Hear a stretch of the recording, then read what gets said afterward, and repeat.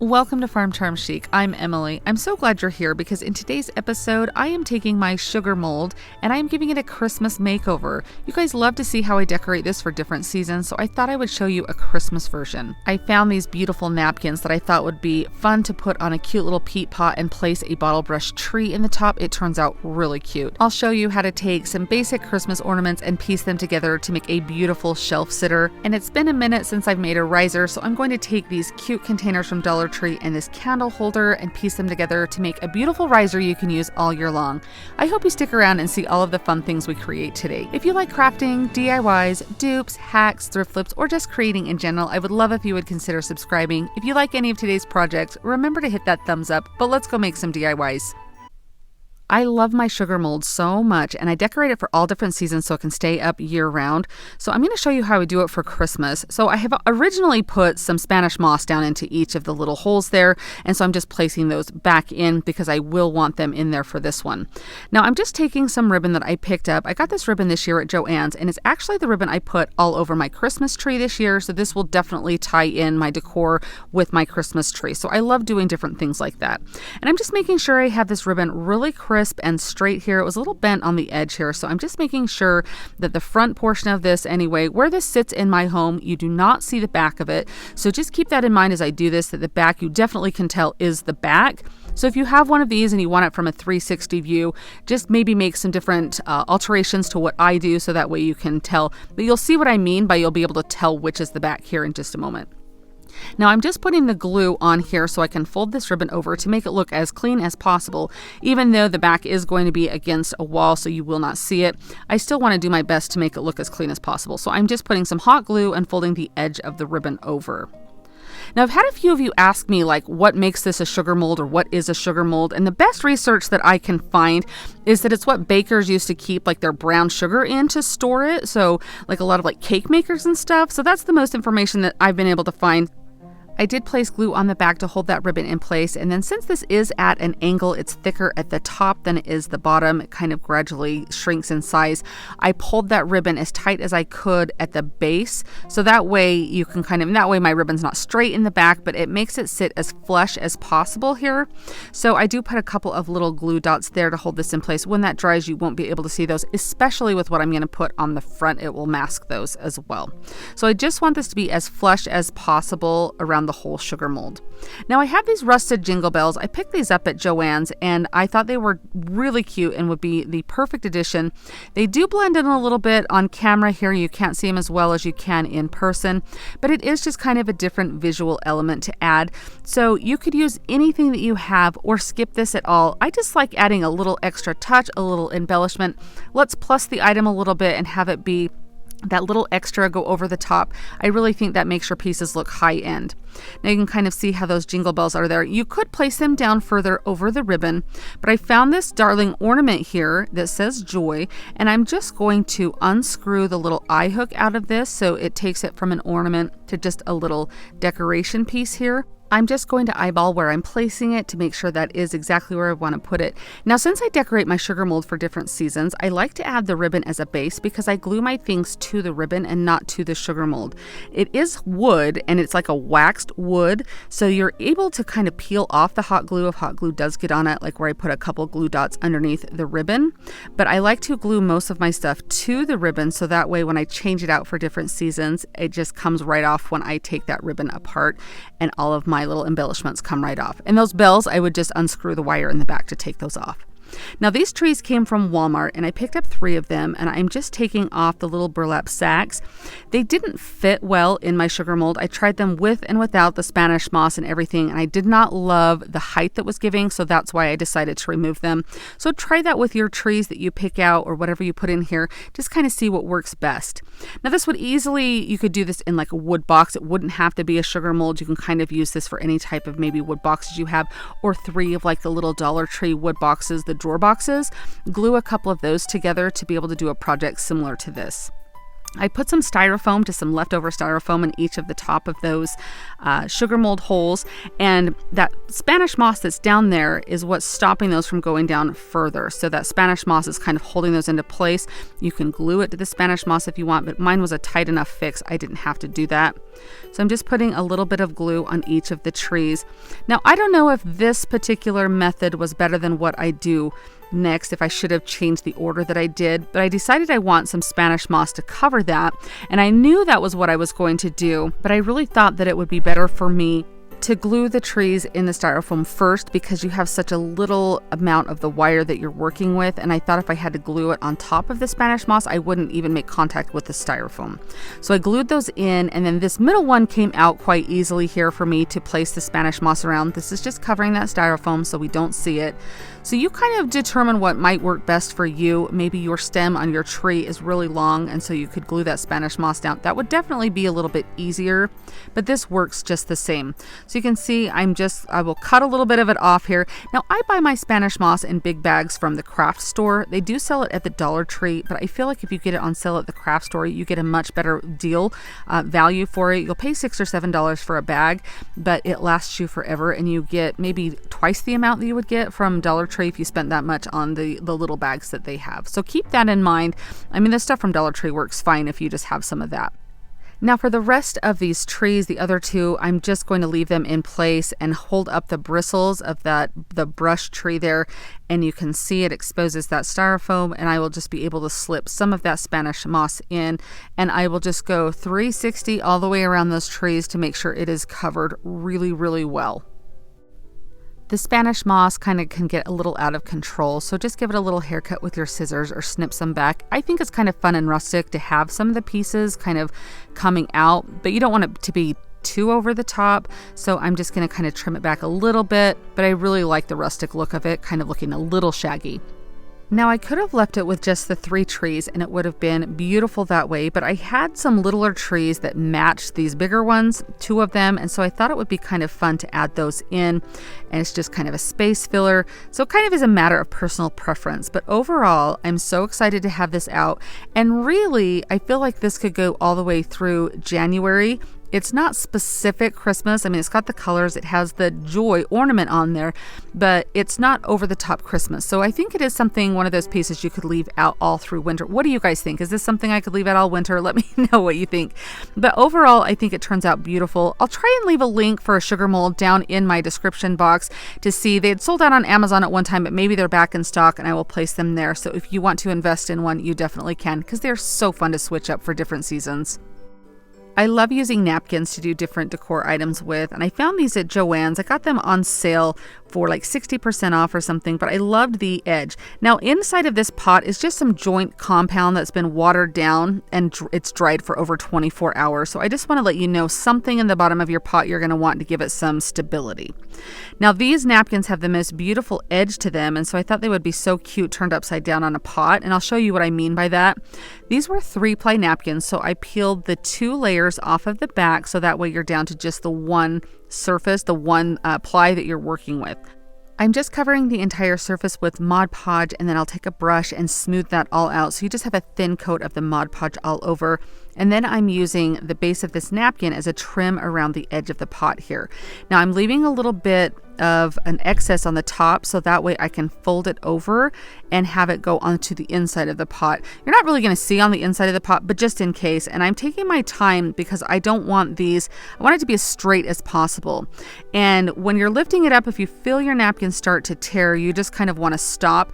But these napkins were actually such good quality that I could peel them up and kind of manipulate them, and they worked fine. Now I'm just going to tear off where I want the excess to be removed. Tearing it's going to give it a natural edge, and it's going to blend in. You're not even going to see that it was torn. And you can see here how I'm folding that excess over the top of the pot there, and it gives that ring on the pot. that consistency all the way around. Now I went and cut off my excess, and I maybe got a little too like liberal with how much I cut off, but I'll show you how I fixed that here because I want it to wrap all the way around the bottom of the pot. So now I'm just going around and making sure that the napkin is placed on that Mod Podge that's on the pot. I don't have an excess of Mod Podge or extra Mod Podge on my brush yet. I'll put that on once I get it placed down. Right now I'm just trying to get all of the surface of the napkin touched to the surface of the pot. And here I'll put some on the bottom, and I'm just going to rub this around with my brush here, and then I will start to fold over the edge of the napkin. So you can see I'm just going to fold that over there.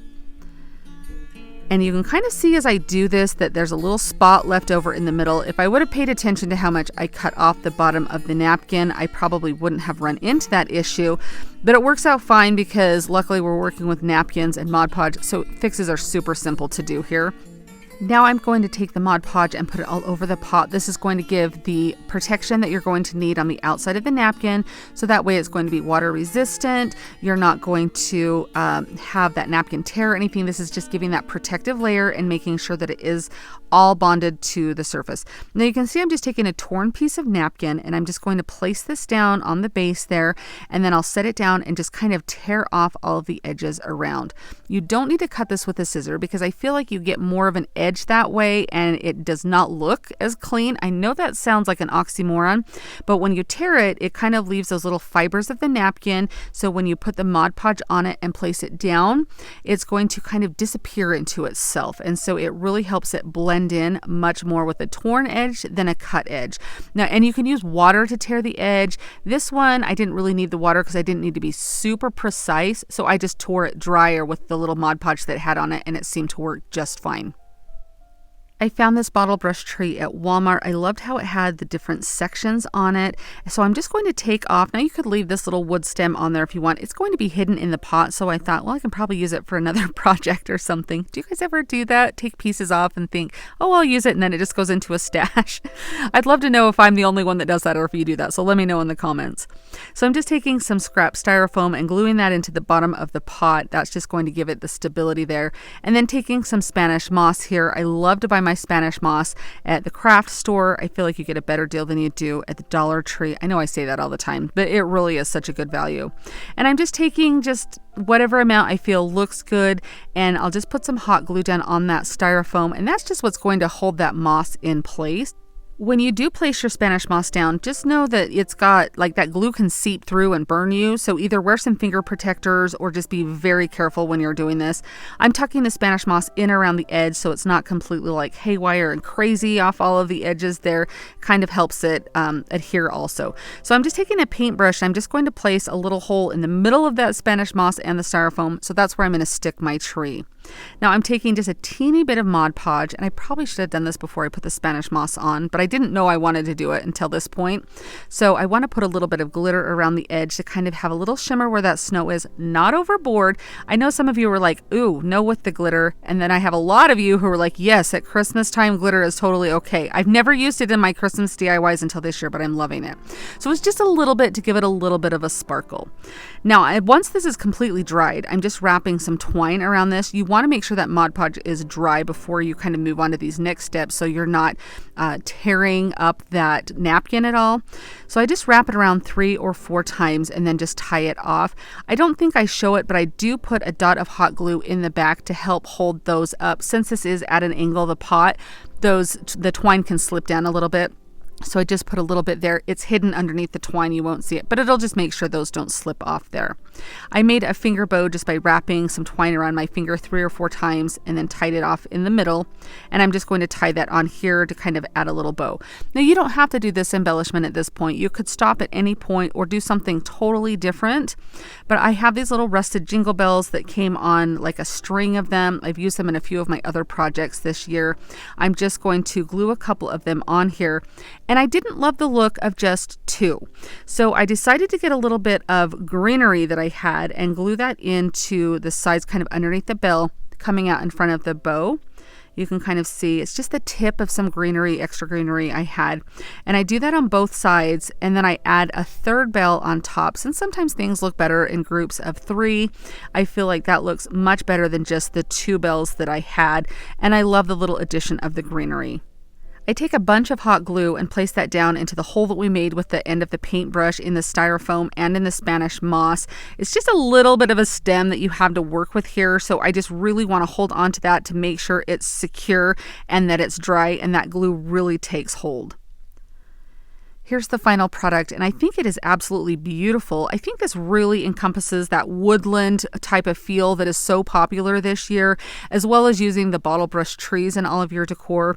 And I really think this is a piece that you could leave out all season, so even through January, and even with the jingle bells and everything on there, I just think this is so fun and has that rustic farmhouse touch. I would love to know what you guys think of this. Are you a fan of the decoupage napkins on the pots? Because I'm loving doing all sorts of different projects for all different seasons with them.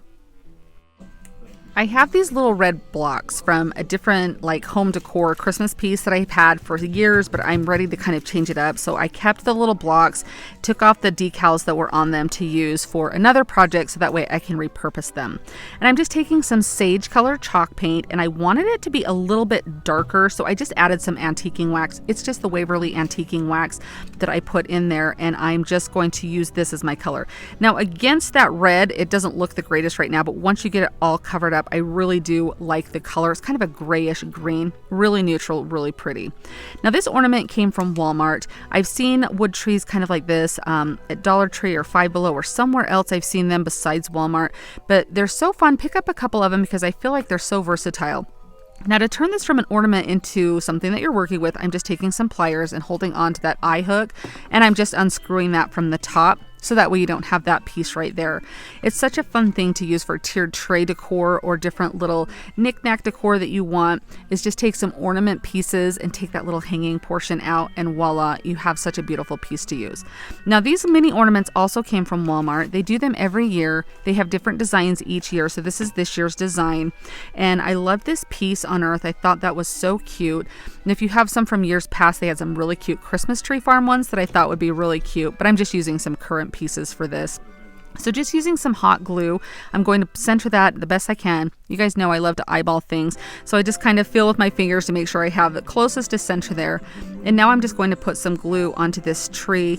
You could even use some super glue. You don't necessarily have to use hot glue from this, but I feel like hot glue would work just fine. So once that kind of, I have it dried just a little bit so it doesn't come like seeping out over the edges or anything there.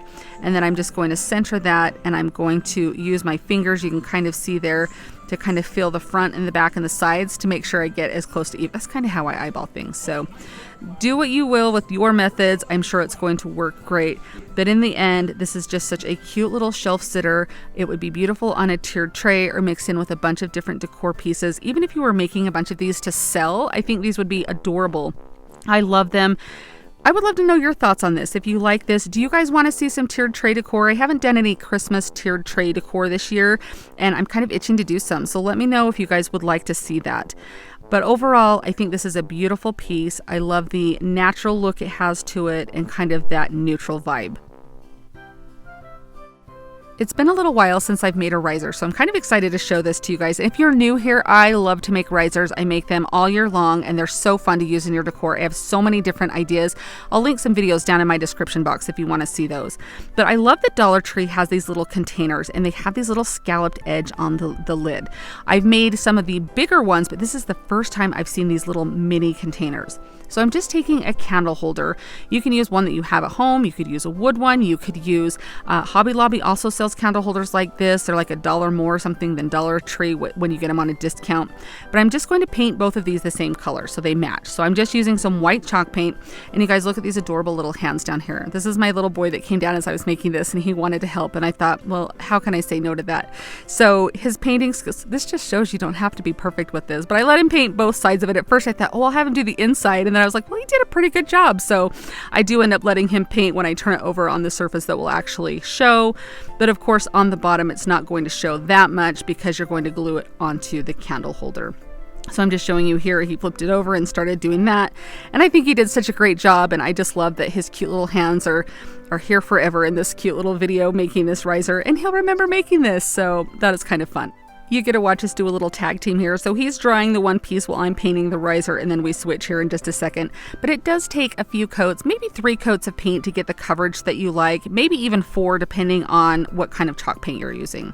So now I want this to really adhere. I don't want this to like fall apart or anything. I want it to be pretty sturdy. So I'm using some E6000 intermittently kind of around the edge of that candle holder. I'll even take a craft stick. I don't want this coming over the edge. I want it to look as clean as possible. So I'm kind of pushing it up and over onto the inside where that you won't see that portion because the container top is going to be glued to that. And then I'm just kind of spreading it out just a little bit, but I want to make sure I leave some of the area on the surface to put some hot glue because you're going to want that immediate hold. Now, you don't have to do the hot glue if you don't want to. You don't have to have that immediate hold if you're going to let it dry overnight. If you're impatient like I am, hot glue is your best friend. So I'm just going in the little areas I left open because you don't want to glue the glue. You don't want those 2 glues to mix because you will not get the type of hold that you're looking for. Now on a piece like this, it probably wouldn't matter so much because it's not like this is going to hang on a wall or anything, but just keep that in mind when you're doing that. I see a lot of people like put the hot glue right on top of the E6000 and that compromises the bond that you're going to get. So just be careful with that. So I'm going around cleaning it up because I don't want any of that glue showing. So I'm just doing my best to clean that up with that stick and my fingernail. Now, I love to distress things. You don't want to sand this because you're going to reveal the red that's underneath there. So I'm taking some mineral chalk paint, even like a cashew, an elephant color, some antiquing wax. I just kind of wanted to go really light on the distressing. But the reason I wanted to do it is because I feel like it really makes those scallops around that container lid really show up. You can see the detail in them. So it kind of gives them a little bit more definition. And if you look at pieces that you buy like in the store and things like that, a lot of them have a little bit of distressing or some type of definition on the edges of pieces like that. So I really feel that's what's going to elevate your piece to the next level. I went even over the little ridges in the candlestick there. You can even go over the top of it with some more white paint if you feel like you get it a little heavy and lighten it up a bit. But here's the finished project, and I think it is beautiful. This is going to be, I mean, of course you can use this all year round. It's not just Christmas, but these containers typically only come out at Christmas time, so that's why I'm putting it right here in this video. But I love this, and I intend to use this all over. And you get 2 lids, so you technically can make 2 projects. You just have to have another base for it. What do you guys think of this one, and are you fans of the risers? Because I have so many more new ideas to do with risers.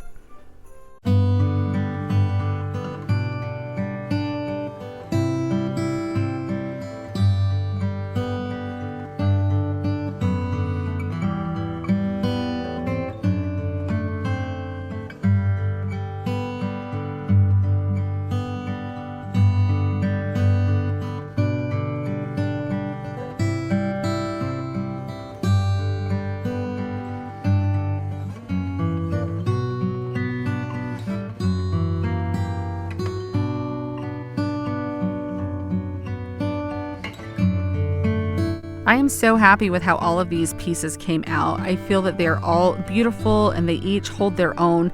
I also feel like these, for the most part, you could leave out all season long. So they're kind of like Christmas neutral, if you will, I guess. But still, it kind of brings that definite tones of Christmas in. I love each and every one of them. Do you have a favorite today? I would love to know. Let me know down in the comments. And if you ever make anything that I've inspired you, definitely send me a picture over on Instagram. I love to see the things that you guys are creating. You guys, thank you so much for joining me today. I'll see you next time. Happy crafting! If you liked the video that you just saw and you want to keep crafting together, here's another video that you might enjoy. And as always, remember to like and subscribe. Thanks so much for watching. I'll see you next time.